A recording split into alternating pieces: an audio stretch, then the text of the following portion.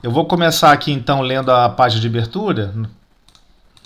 E aí a gente pode parar, quando eu acabar a leitura, a gente pode parar, fazer comentários. Quem quiser comentar alguma coisa, falar alguma coisa também, fica à vontade. Tá ok? Eu vou aumentar um pouquinho mais aqui a letra. Tá, todos estão enxergando bem aí? O que eu estou compartilhando aqui do texto? Sim. Sim? Então vou continuar. Vamos lá. Da página de hoje, então, né, do Evangelho Todo Dia, o título da página é A Posse do Reino. Todo mundo quer tomar posse do reino. Essa página é muito interessante. Está no livro Pão Nosso, editora FEB, capítulo 159. Confirmando os ânimos dos discípulos, exortando-os a permanecer na fé e dizendo que por muitas tribulações nos importa entrar no reino de Deus. Está em Atos dos Apóstolos, capítulo 14, versículo 22. Então Emmanuel vem e dilata esse versículo para a gente. O Evangelho a ninguém engana em seus ensinamentos. É vulgar a preocupação dos crentes tentando subornar as forças divinas. Não será, no entanto, ao preço de muitas missas, muitos hinos ou muitas sessões psíquicas que o homem efetuará a sublime aquisição de espiritualidade excelsa. Naturalmente, toda prática edificante deve ser aproveitada por elemento de auxílio. No entanto, compete a cada individualidade humana o esforço iluminativo. A Boa Nova não distribui indulgências a preço do mundo, e a criatura encontra inúmeros caminhos para a ascensão. Templos e instrutores se multiplicam e cada qual oferece parcelas de socorro ou assistência no serviço de orientação. Contudo, a estrada e posse na herança eterna se verificará através de justos testemunhos. Aqui é a parcela que a gente não gosta de ouvir, mas temos que frisar. Isso não é acidental, é medida lógica e necessária. É medida lógica e necessária, destaca Emmanuel para a gente. Não se improvisam estátuas raras sem golpes de escopro, como não se colhe trigo sem campo lavrado. Não poucos aprendizes costumam interpretar certas advertências do Evangelho por excesso de exortação ao sofrimento. No entanto, o que lhes parece obsessão pela dor é imperativo de educação da alma para a vida imperecível.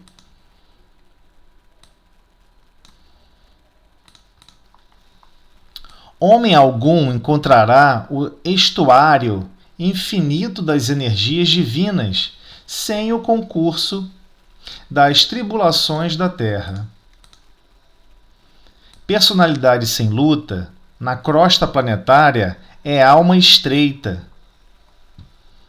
Somente o trabalho e o sacrifício, a dificuldade e o obstáculo. Somente o trabalho, o sacrifício, a dificuldade e o obstáculo, como elementos de progresso e autossuperação, podem dar ao homem a verdadeira notícia de sua grandeza. Então aqui, vou fazer um comentário rápido, e aí quem quiser depois pode igualmente prosseguir. Aqui, Emmanuel tenta trazer para a gente uma ideia e expandir a ideia a partir desse título, né, a posse do reino. A gente sempre imagina que o reino de Deus, é alguma coisa circunscrita, física em algum lugar. Como todos nós já sabemos que não é, fica aquela dúvida nesse Atos dos Apóstolos, quando ele coloca para a gente, confirmando os ânimos dos discípulos, exortando-os a permanecer na fé e dizendo por muitas tribulações, ou seja, por muitas dificuldades, nos importa entrar no reino de Deus. Então, por que ele está citando aqui por muitas tribulações, né? Por que ele está tratando disso? Esse momento aqui, no caso, Emmanuel estica para a gente aqui o pensamento em Atos dos Apóstolos. O Evangelho ninguém engana em seus ensinamentos. Então, o ensinamento é bem claro.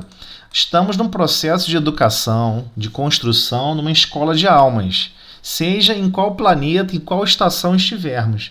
Então, independentemente, o Evangelho, essa boa nova, essa boa notícia, e acima de tudo, esses ensinamentos que Jesus nos propõe como educandário, uma vez que, quando a gente observa o que vai acontecer quando a gente completar a nossa última encarnação, o que é o espírito quando ele chega na última encarnação dele, que ele não precisa mais reencarnar nesse planeta aqui, nesse planeta Terra.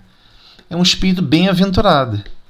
Nos informa no livro dos Espíritos. Kardec faz essa pergunta, né? E os Espíritos respondem.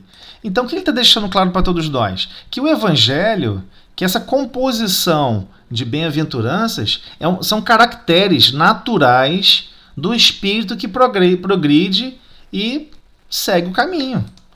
Então, não adianta, por exemplo, a gente achar que vai em missas. Quando ele citou aqui missas, muitas missas, é independente.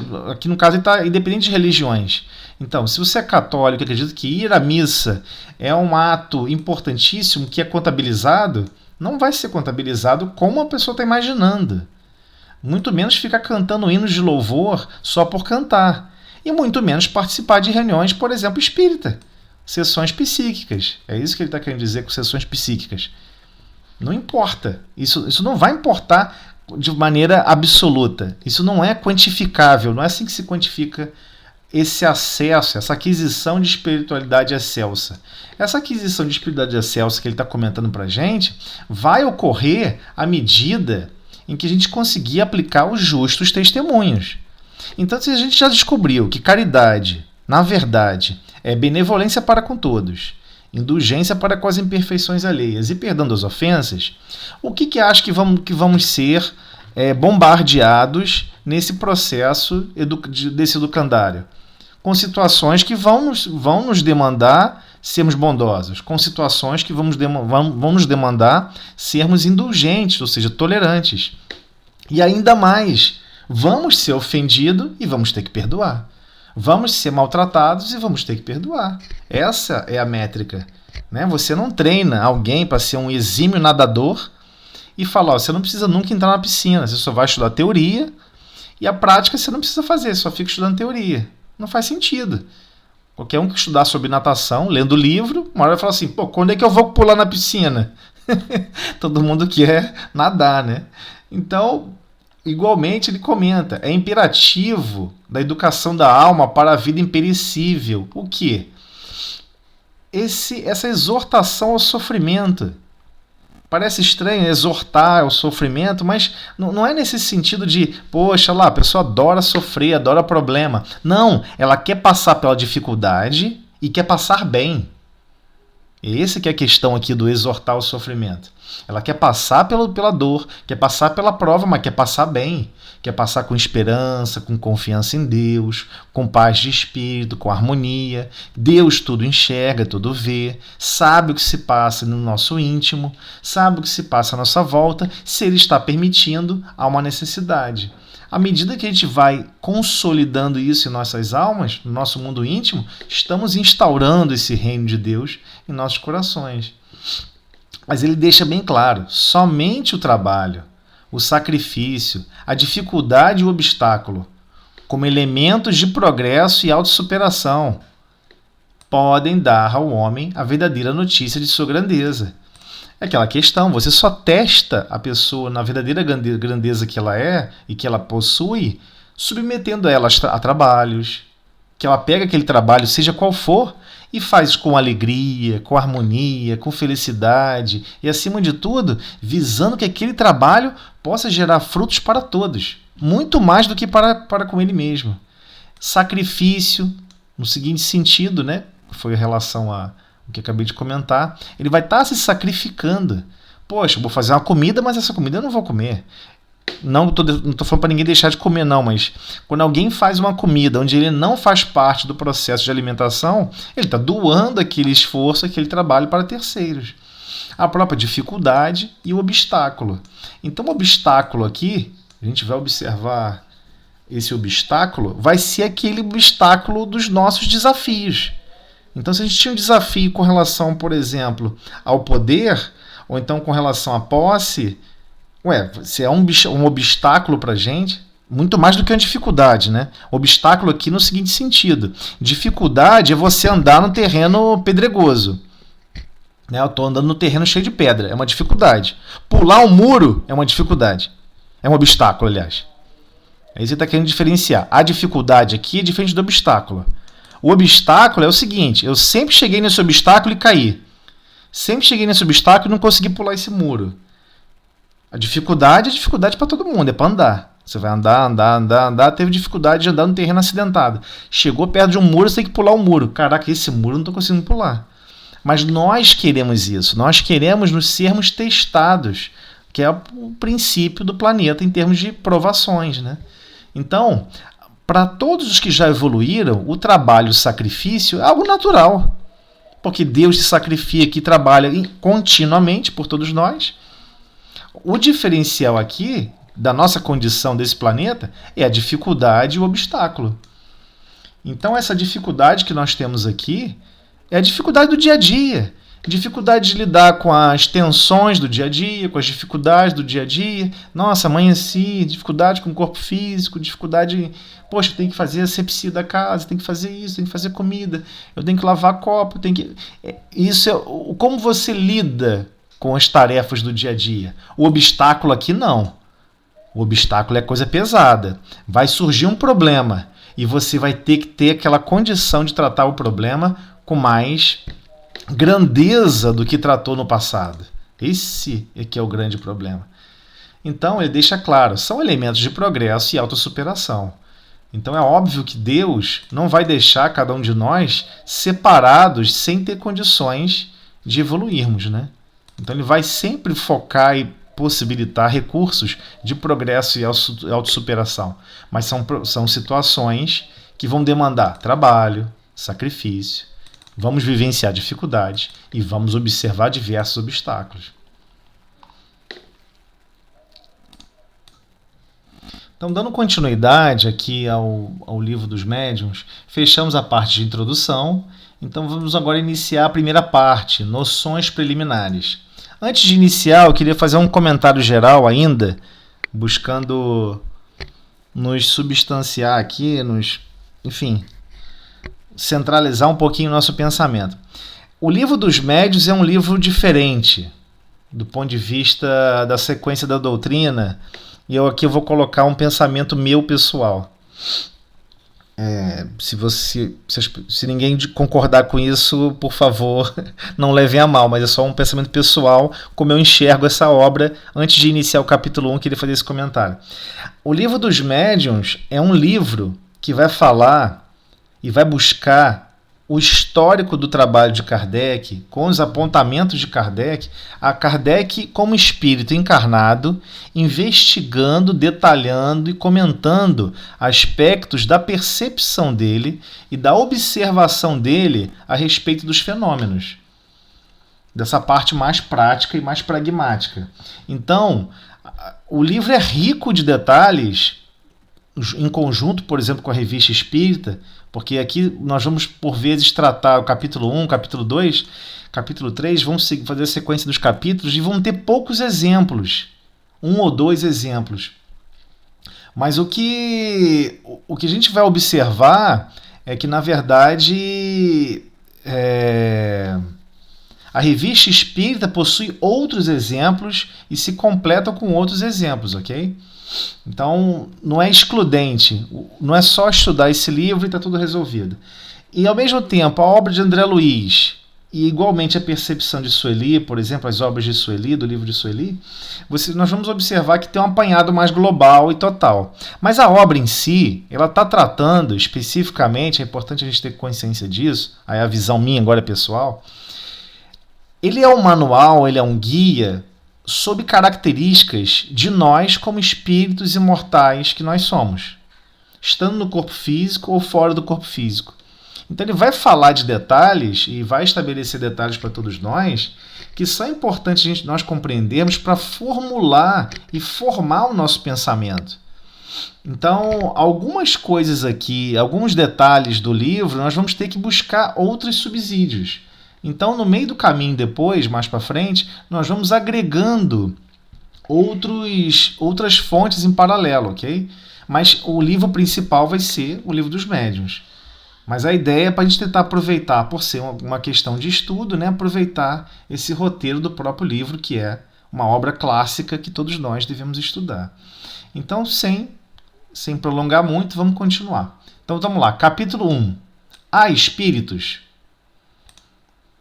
E parece que é uma pergunta simples, e parece que, por exemplo, poxa, lógico que eu sei que há espíritos, eu estou em reunião mediúnica há muito tempo, eu já conheço a obra, eu sei, eu já sou médium, mas a questão é como que Kardec tratou o pensamento. Porque, por vezes, o médium ele vai dar comunicação pensamento a pensamento, né, tudo ocorre pelo pensamento, com espíritos que estão fora do corpo físico, que não acreditam em espíritos. O quanto que aquele pensamento, aquelas vibrações vão afetar o médium. Todos nós estamos preparados para ser afetados por vibrações de contrariedade, contrárias, negações fortes. Estamos preparados para isso. Então, ao mesmo tempo, esse preâmbulo aqui, toda essa análise, essa condução do pensamento de Kardec, ele é importante para fundamentar como que nós pensamos e elaboramos as ideias sobre o assunto. Porque há conflito, às vezes, durante comunicações, com outras ideias de quem vai se comunicar. E ideia para ideia, cuidado que a gente pode ser induzidos a começar a pensar como quem está se comunicando. Então, por isso que é importantíssimo fundamentar o pensamento junto com Kardec. Ok? Então, vamos lá. Item 1. A dúvida no que concerne, no que se refere à existência dos espíritos, tem como causa primária a ignorância acerca da verdadeira natureza deles. Ou seja, por estarmos ignorando, aqui ignorância não é no sentido de agressividade, ignorando a respeito da verdadeira natureza dos espíritos. Ou seja, a verdadeira natureza ela é pouco conhecida ou de certa forma nem um pouco compreendida. Geralmente, são figurados como seres à parte na criação e de cuja existência não está demonstrada a necessidade. Muitas pessoas, mais ou menos, como as que só conhecem a história pelos romances, apenas os conhecem pelos contos fantásticos com que foram acalentados quando era criança, sem indagarem, ou seja, sem examinarem se tais contos despojados, né, desprendidos, removidos aí dos acessórios ridículos, encerram algum fundo de verdade. Essas pessoas unicamente se impressionam com o lado absurdo que eles revelam. Então aqui ele está falando do qual é o sentimento popular a respeito dessa percepção como espírita. E esse pensamento e esse sentimento popular não quer dizer que a pessoa desencarnou, que ela perdeu. A pessoa, quando está encarnada, tem esse sentimento e esses pensamentos, não examinam isso, desencarnam e chega do outro lado, acha que está o quê? Que está encarnada. Quem vai poder dizer o contrário? Ele não acredita. Ele faz uma construção mental diferente. Então é importantíssimo a gente perceber como as pessoas pensam a respeito desse assunto igualmente. Porque elas vão desencarnar e vão querer se comunicar. E pensam dessa maneira. E a construção do pensamento delas define a identidade psíquica dessa pessoa. Sem se darem ao trabalho de tirar a casca amarga para achar a amêndoa, rejeitam todo, como fazem relativamente à religião. Os que, chocados por certos abusos, tudo englobam numa só condenação. Já cansamos de observar pessoas que falam: eu sou contra a religião porque a religião provocou muitas guerras. A religião é responsável por diversas mortes. Ué, mas também quem é ateu, né, países e regimes ateus, igualmente promoveram um monte de problema. Então você tem um problema grave. Se você não é religioso e se você não é ateu, porque você justifica a questão da agressividade, então chegou no impasse. Então a gente tem que tomar cuidado em rejeitar o todo. O que ele está falando aqui. Cuidado para rejeitar o todo. É importante analisar. Então ele prossegue. Seja qual for a ideia que dos espíritos... Vamos lá. Seja qual for a ideia... Desculpa aqui. Seja qual for a ideia que dos espíritos se faça, a crença neles necessariamente se funda na existência de um princípio inteligente fora da matéria. Kardec foi fantástico nessa observação. Essa crença é incompatível com a negação absoluta deste princípio. O que ele está querendo dizer com isso? Não importa se tem um fenômeno de mesa girante, pancada. A questão é um princípio inteligente? É possível observar uma inteligência por trás? Se é possível analisar essa inteligência, esse princípio inteligente, então não estamos falando de matéria inanimada. É isso que está tentando tratar para a gente. Tomamos, conseguintemente, por ponto de partida, a existência, a sobrevivência e a individualidade da alma. Então, o que ele está falando? Vamos tomar como ponto de partida. Vamos assumir que sim, existe a existência, sobrevivência e individualidade da alma. Existência, sobrevivência e individualidade que tem no espiritualismo a sua demonstração teórica e dogmática, e no espiritismo a demonstração positiva. Então Kardec ele vai tratando a linha do pensamento num raciocínio realmente de lógica. Vamos avançar mais um pouco. Abstraiamos, quer dizer, vamos desconsiderar um pouquinho, por um momento, das manifestações propriamente ditas. E vamos raciocinando por indução, né, induzindo que exista tal coisa por indução e vejamos a que consequência chegaremos. Esse método aqui, raciocinando por indução, é um método científico. Você não está criando aqui um tema, uma teoria. Você está fazendo o caminho inverso. Você cria um raciocínio por indução e checa a que conclusões você observa. Então, no item 2, ele vai tratar justamente isso. Vamos fazer essa indução de pensamento. Desde que se admite a existência da alma e sua individualidade após a morte, forçoso é também se admita, primeiro, que sua natureza difere da do corpo, visto que, separada deste, deixa de ter as propriedades peculiares ao corpo. Segundo ponto, que goza da consciência de si mesma, pois que é passível de alegria ou de sofrimento, sendo que seria um ser inerte, caso em que possuí-la de nada nos valeria. Admitido isso, tem-se que admitir que essa alma vai para alguma parte. Que venha a ser feito dela e para onde ela vai.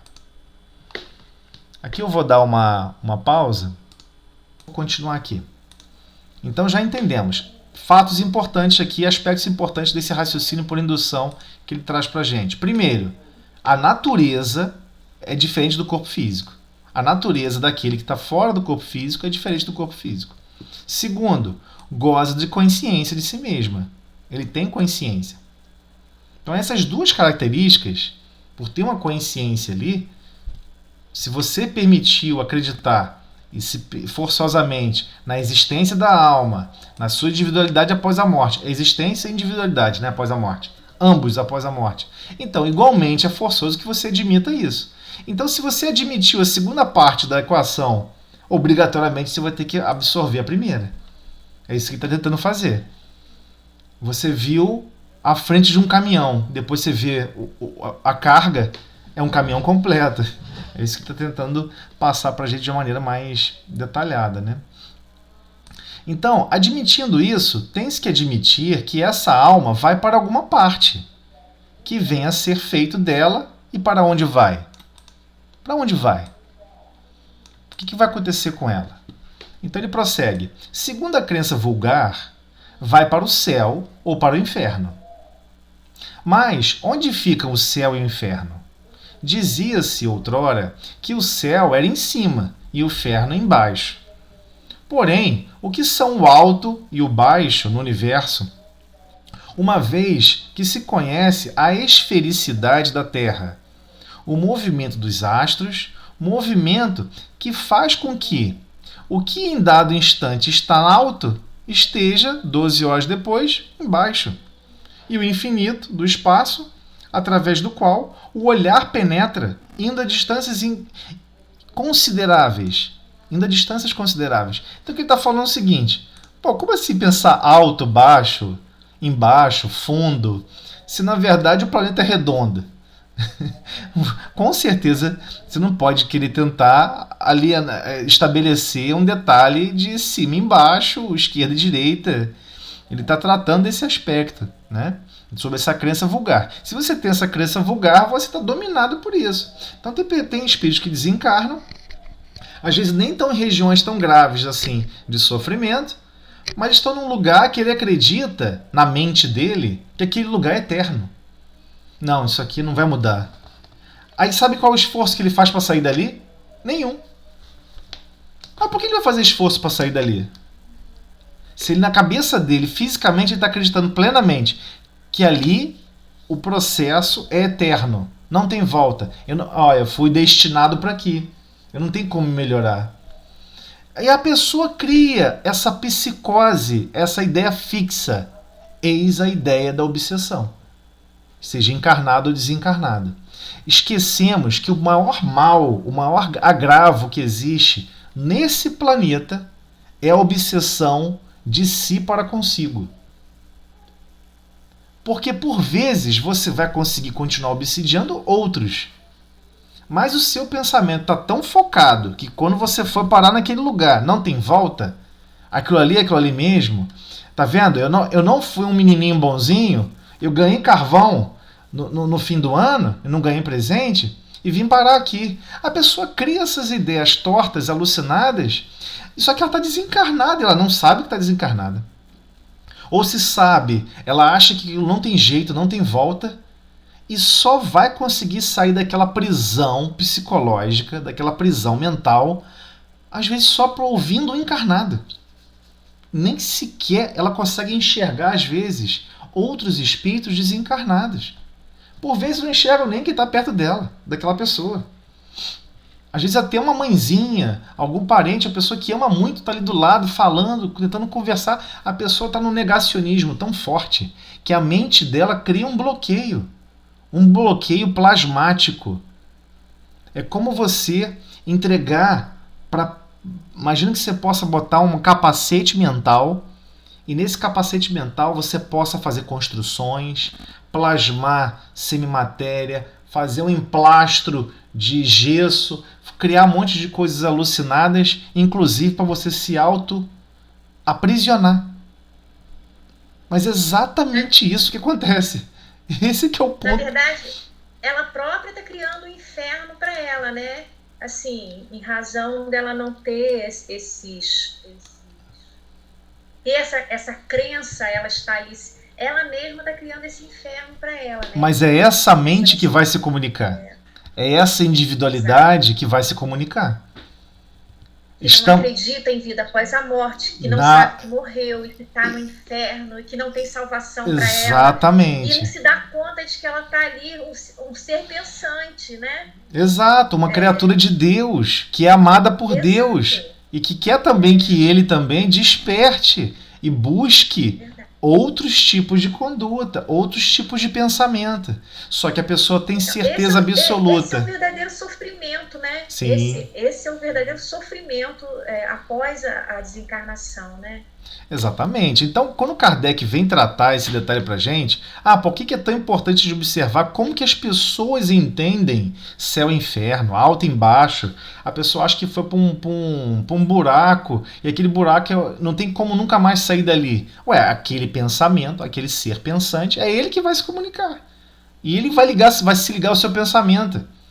E daqui a pouco você vai se sentir prisioneira de um pensamento que é justamente igual ao dele. Aí cadê a sua estabilidade de pensamento? De perceber, não, eu não penso assim. Esse não é o pensamento meu. Esse é de alguém que está sendo trazido para esse tipo de comunicação. Se esse pensamento não é meu, eu tenho que pensar em coisas positivas para ajudá-lo. Se ele está pensando em coisas negativas, eu tenho que pensar no positivo, né? É assim que a gente neutraliza e auxilia. Não pensar junto, a gente não pode mergulhar junto. Nossa, olha que sensação horrível que ele está sentindo. Olha que cheiro horrível. Olha que lodo, que lamaçal. Ai, meu Deus, que horrível. Me livre disso, Senhor. Eu já vi médium falar isso uma vez. Me livre disso, Senhor. Eu falei, você não está lá, pô. Você não pode mergulhar e pensar em paridade. Pensar em paridade é ter um polo positivo e um polo negativo. O polo negativo está pensando negativamente. Aí você vai, em vez de tentar se isolar do pensamento no seguinte aspecto, de não dar mais vazão ao pensamento desequilibrado. Você observar que é como se fosse um grito. Mas às vezes é uma imagem... Mas o pensamento... Sim. Em relação a essa questão... Verdade é que por lugares inferiores também se designam as profundezas da Terra. Mas que vêm a ser essas profundezas desde que a geologia as esquadrinhou? Que ficaram sendo igualmente as esferas concêntricas chamadas de céu de fogo ou céu de estrelas. Desde que se verificou que a Terra não é o centro dos mundos, que mesmo o nosso Sol não é o único, que milhões de sóis brilham no espaço, constituindo cada um o centro de um turbilhão planetário. Então Kardec expande esse pensamento. Aqui ficou reduzida a importância da Terra mergulhada nessa imensidade, para poder julgar que aqui, em algum buraquinho aqui, vai ter um inferno. Mas e o resto dos outros lugares? Ou aqui vai ter um pedacinho do céu? Por que até o conceito de céu é um conceito da camada atmosférica? Por que o céu é azul? Quando você começa a descobrir a parte física, as reações físicas, você vai perdendo essa percepção romântica, romanceada de que ele está tratando aqui para todos nós. Por que injustificável privilégio este quase imperceptível grão de areia, que não avulta, ou seja, não se realça pelo seu volume, nem pela sua posição, nem pelo papel que lhe cabe desempenhar? Seria o único planeta povoado de seres racionais? Kardec expande ainda mais. Seria? A razão se recusa a admitir semelhante nulidade, ou seja, invalidade, tornar nulo, ser inviável, do infinito. E tudo nos diz que os diferentes mundos são habitados. Então, vamos observar até no idioma. Temos a maneira de falar qualquer coisa extraterrestre. Mas como assim extra? Nós somos um planeta pequeno, módico, numa parcela pequenininha da constelação. À medida que a gente vai estudando essa astronomia mais avançada, a gente observa que existem bilhões e bilhões de sóis e bilhões de planetas igualmente para cada regime de conjunto de constelações. Ora, se são povoados, também fornecem seus contingentes para o mundo das almas. Porém, ainda uma vez que terá sido feita dessas almas, depois que a astronomia e a geografia destruíram as moradas que se lhes destinavam e, sobretudo, depois que a teoria, tão racional, da pluralidade dos mundos as multiplicou ao infinito. Como é que você ainda pode observar, olhar para a geologia do planeta e olhar para o céu azul e achar que isso que é o limite entre céu e inferno, ou nesse conceito de lugares de bondade ou de sofrimento e achar que ele está circunscrito ao planeta. É uma limitação grave do pensamento humano, né? E vamos nos deparar com essas limitações em comunicações ou em relações pensamento a pensamento. Não podendo a doutrina da localização das almas harmonizar-se com os dados da ciência, outra doutrina mais lógica lhes assina por domínio. Não um lugar determinado e circunscrito, mas o espaço universal. Formam elas um mundo invisível, no qual vivemos imersos, que nos cerca e acotovela incessantemente. É incrível Kardec, por esse princípio, por esses raciocínios, chegar a esse nível de conclusão. É óbvio que estamos todos imersos e misturados uns com os outros, já que a ideia, essa doutrina de localização, não, a pessoa deixou de, acreditando que a alma sobrevive à morte, deixou o corpo físico, a alma vai para algum lugar fisicamente e fica lá contida, ou no céu ou no inferno.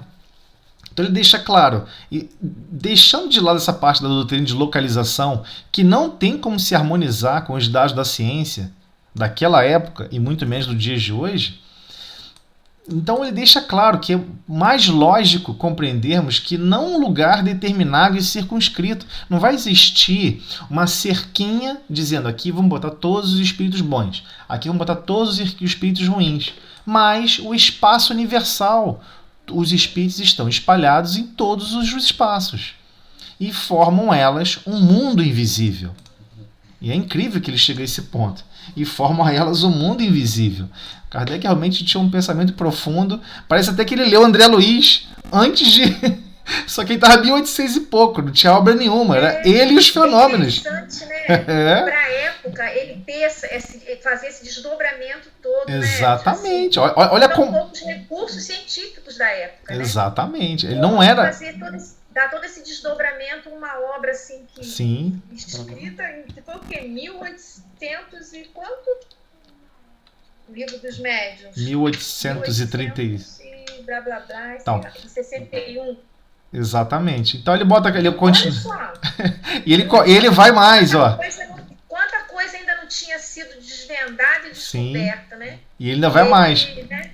Ele vai mais, ó. No qual vivemos... Ele bota aqui, no qual vivemos imersos.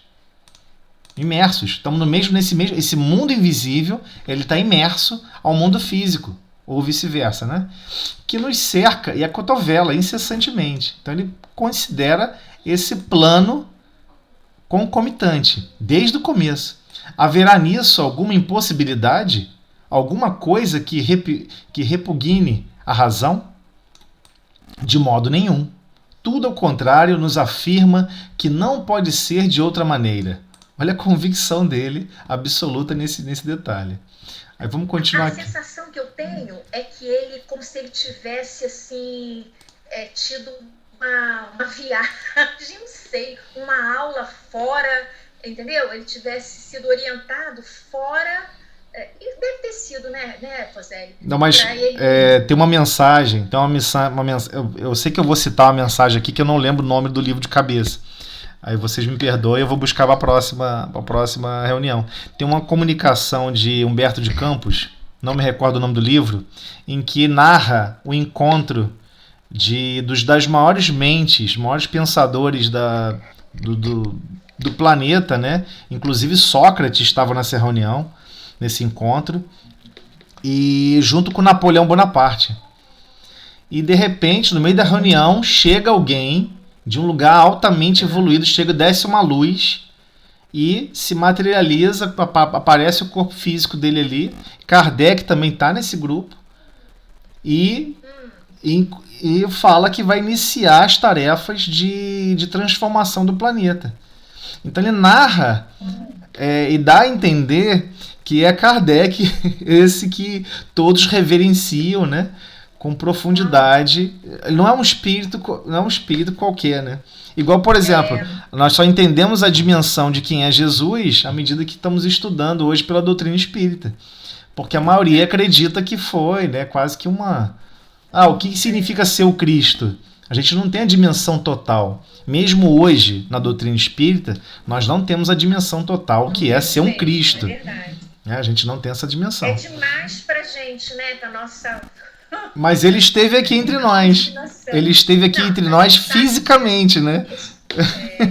A gente sabe disso. Animou um corpo físico igualzinho nosso. E falou assim, vou mostrar pra eles como é que ama. Não, é isso. Olha só, é isso que dá força pra gente seguir e pensar que é possível, né? Porque ele mostrou pra gente que ele ficou assim, entre aspas, em condição igual. Sim, sim. O mesmo corpo, vivendo com as mesmas dificuldades, né? Não usou de mágica nenhuma. Não, ao contrário. Nada. Ele não usou nada para facilitar ele. Por exemplo, ele tinha todo o poder, podia facilitar a vida dele, não usou nada. Recurso só para o próximo. É como o Chico também, né? Quanto menos... Exatamente. Né? Se você se torna um ser materializado no sentido de, né? Assim, achar que você precisa de coisas materiais para viver nesse mundo bem, né? Como o Chico. Você parece que, sei lá, né? Tem menos preocupação que eu digo assim, né? Sim. Se espiritualiza muito mais, é óbvio, né? Enfim. Aí vamos ver a sequência. Mas então, que venha a ser das penas e recompensas futuras, desde que se lhes suprimam os lugares especiais onde se efetivem. Então, olha o pensamento dele mais profundo. Da onde vem, então? O que vai ser, afinal de contas, dessa questão de penas e recompensas futuras, se a gente já está suprimindo, tirando essas questões de lugares especiais? Então ele comenta, notai que a incredulidade com relação a tais penas e recompensas provém geralmente de serem umas e outras apresentadas em condições inadmissíveis, ou seja, inaceitáveis. Dizei em vez disso, de novo, ele vai alargar o pensamento partindo como sendo uma verdade. Dizei em vez disso, que as almas tiram de si mesmas a sua felicidade ou a sua desgraça, que a sorte lhes está subordinada ao estado moral, que a reunião das que se votam mútua simpatia e são boas representa para elas uma fonte de ventura, que, de acordo com o grau de purificação que têm alcançado, penetram e entreveem, ou seja, distinguem, coisas que almas grosseiras não distinguem, e toda a gente compreenderá sem dificuldade. Então, o que ele está tentando tratar? Vamos considerar então que realmente não tem céu e inferno. O que seria o céu para uma alma que evoluiu, para uma alma que cresceu? Ela vai tirar de si mesma a felicidade por estar em acordo, em alinhamento com a vontade do Pai. Ou a sua desgraça por não estar. Que a sorte lhe está subordinada ao estado moral intrínseco de cada um. E que a reunião que se votam mútua simpatia e são boas, ou seja, o que está falando sobre isso? Aquele conjunto de espíritos que se amam e que estão juntos, só isso já representa o quê? Uma fonte de ventura. Que, de acordo com o grau de purificação que tem alcançado, penetram e entrevêm coisas que almas grosseiras não distinguem. Então, essa percepção de conseguir distinguir coisas mais sensatas e importantes, é um regime de felicidade. Então, Kardec faz um tratado aqui nessa parte amarela da suposição. Vamos esquecer essa questão do céu circunscrito e vamos imaginar assim. O que é melhor? Um céu circunscrito, você fica adorando nada com coisa nenhuma, ou esse conjunto de possibilidades? Então, Kardec, faz a gente, pelo contraste, compreender esse pensamento. E ele diz, dizem mais, que as almas não atingem o grau supremo, senão pelos esforços que façam por se melhorarem, e depois de uma série de provas adequadas à sua purificação. Que os anjos são almas que galgaram o último grau da escala, grau que todas podem atingir, tendo boa vontade. Outra ponderação, que os anjos são os mensageiros de Deus, encarregados de velar, favorecer, pela execução de seus desígnios, os projetos divinos, né, em todo o universo, que se sentem ditosos com o desempenho dessas missões gloriosas. E lhes tereis dado a felicidade um fim mais útil e mais atraente do que fazendo-a consistir, ou seja, se basear numa contemplação perpétua, que não passaria de perpétua inutilidade. Então, ele continua ainda, dizei finalmente que os demônios são simplesmente as almas dos maus, ainda não purificadas, mas que podem, como as outras, ascender ao mais alto cume da perfeição.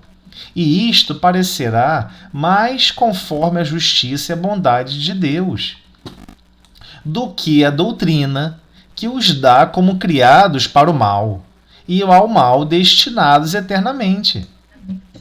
Ainda uma vez, aí tendes o que a mais severa razão e a mais rigorosa lógica, o bom senso, em suma, podem admitir.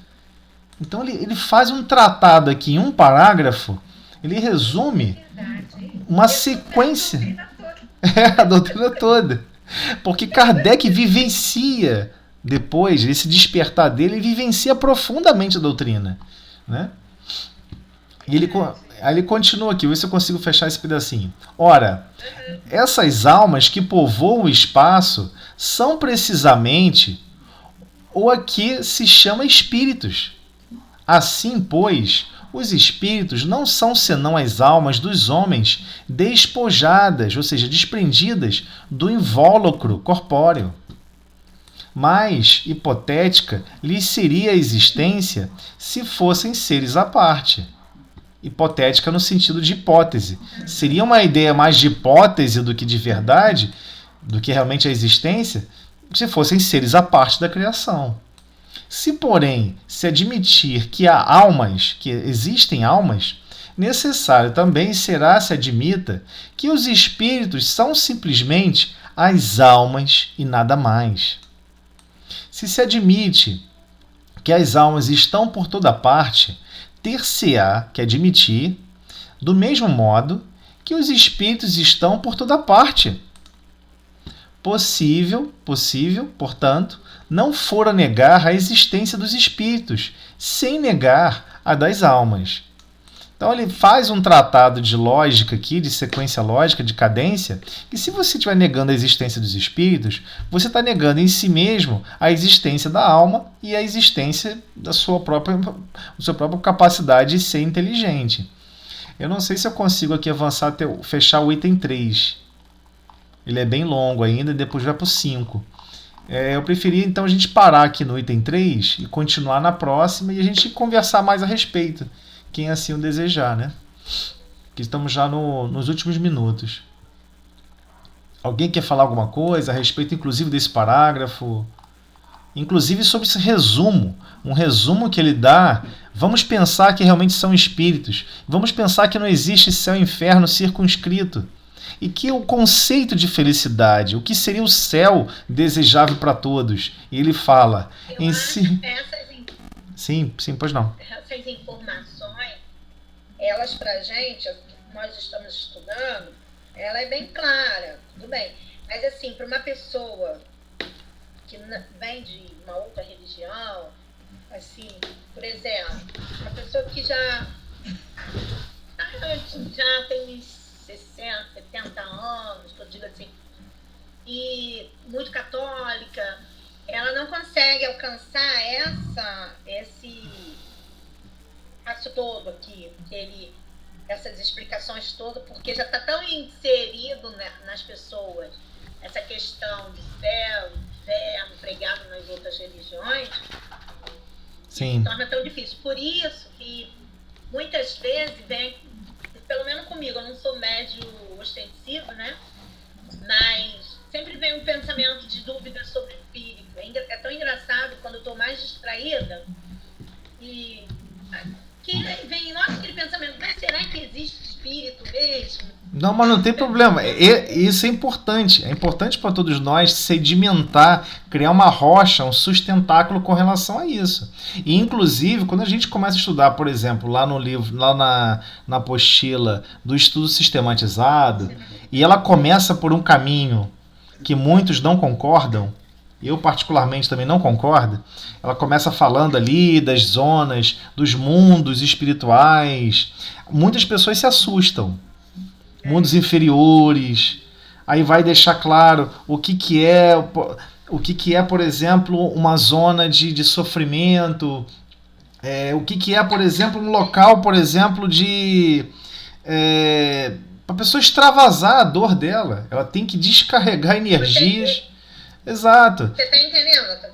Não, mas assim, eu achei eu tô entendendo. Só que muito inteligente mesmo. sim, mas Kardec está escrevendo isso para o médium fundamental o seguinte. Quando ele perceber... Não, é interessante, mas imagina só, alguém chega para se comunicar com a gente pelo processo mediúnico e vem com esse pensamento. Eu vim parar no inferno, eu queria estar no céu, e eu não estou no céu. E o que você vai pensar ao contrário? O que você vai pensar a respeito para ajudar?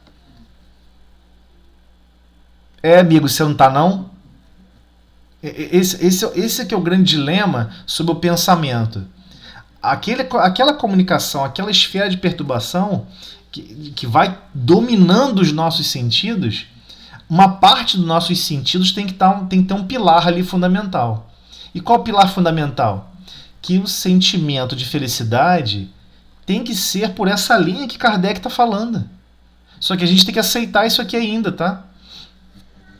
Não necessariamente a gente aceita tudo isso que Kardec falou aqui, não.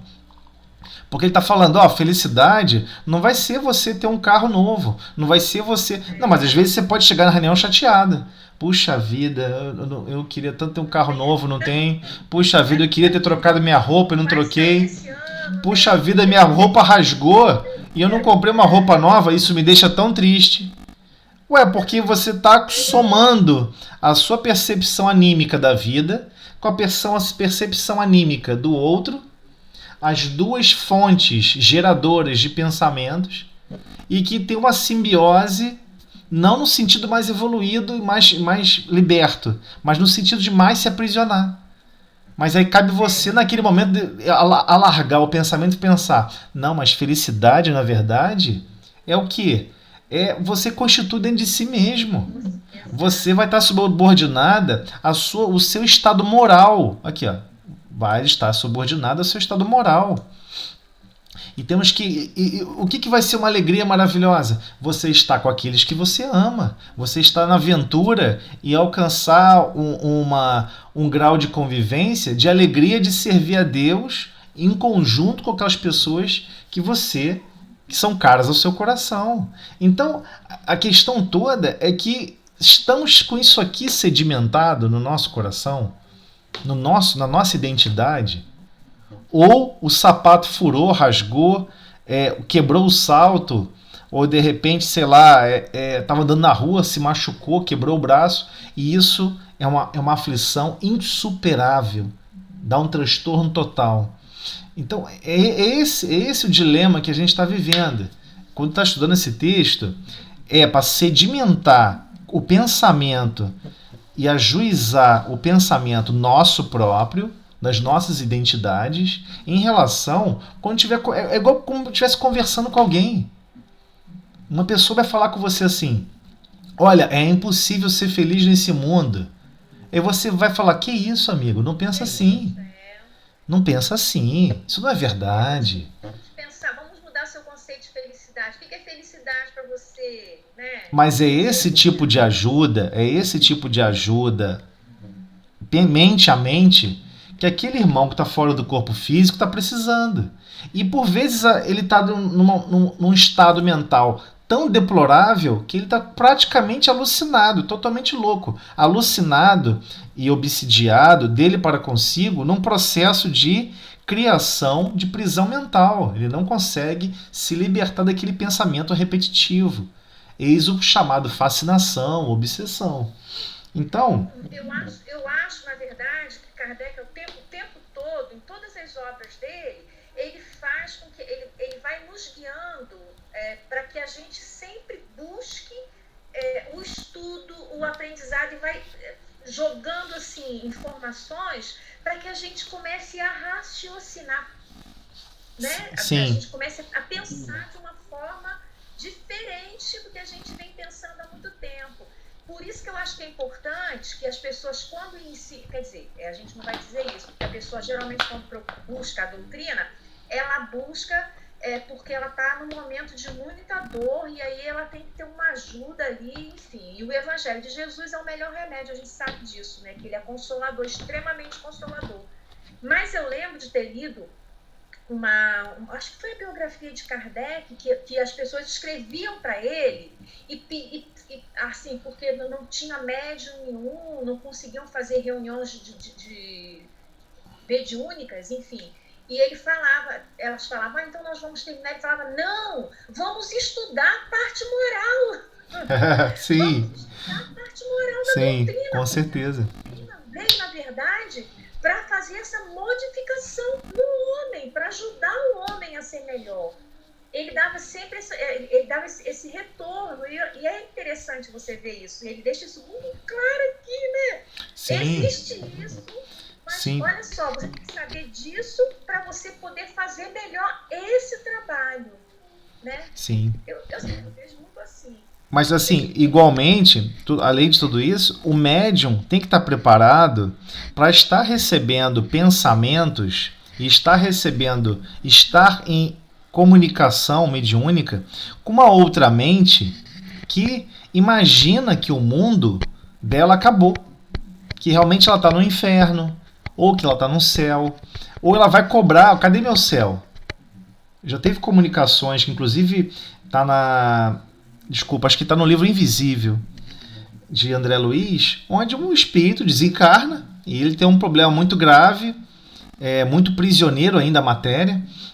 Ele nunca pensou em espiritualidade, em coisa nenhuma. Ele desencarna com um sofrimento danado, e no livro Invisível relata isso em detalhes, que André Luiz está visualizando o que está acontecendo ali com ele.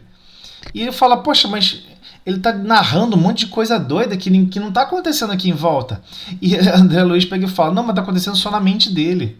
O espírito lá responsável pela coordenação do trabalho de socorro pega e fala, não, mas só está acontecendo na mente dele. É como ele acredita que é. E para piorar, nesse processo, adivinha o que ele fez? Ele chega e fala o seguinte, eu quero, por favor, depois que estava um pouco mais equilibrado, olha só, um pouco mais equilibrado, saiu daquele torpor do desencarne. Ele pega e fala, por favor, eu queria uma audiência com Deus. Não, e o pior, você imagina depois, se você evoluir, vamos supor, todos nós aqui evoluímos bastante. Aí estamos do outro lado trabalhando. Você não pode rir pra ele não, cara. Não. Entendeu? Mas assim, mas é impressionante. O cara pega e fala, eu quero uma audiência com Deus. Como é que tá esse negócio aí? Entendeu? Olha só o complicador. Então, é essa mente, é essa forma pensante que por vezes vai se comunicar na reunião mediúnica. E temos que estar preparado para aquela base de raciocínio, para aquela linha filosófica de vida do qual nós não concordamos. Porque senão, em vez de auxiliar com o nosso pensamento um pouco mais equilibrado, bem pouquinho mais equilibrado, vamos auxiliar com mais desequilíbrio. Não, é isso mesmo, você deve estar no inferno danado, você deve ter feito um monte de coisa errada, você deve ter não sei o quê. A gente tem que tomar cuidado, porque a maioria das vezes nós gostamos de praticar mais a justiça do que a bondade. E reunião mediúnica, você não está ali para provocar, tentar elaborar a justiça. Reunião mediúnica, nós estamos ali para elaborar a bondade. Benevolência, indulgência e perdão. Especificamente benevolência psíquica. Benevolência da participação do nosso pensamento. Como é que vamos ser bondosos com o nosso pensamento se estamos julgando o que ele está falando, o que ele está descrevendo? Ih, o que esse cara andou arrumando, hein? Ih, deve ter feito coisa errada. Que danadinho. Não, pensa isso, faz isso não. Não, eu tô falando principalmente aqueles que estão começando.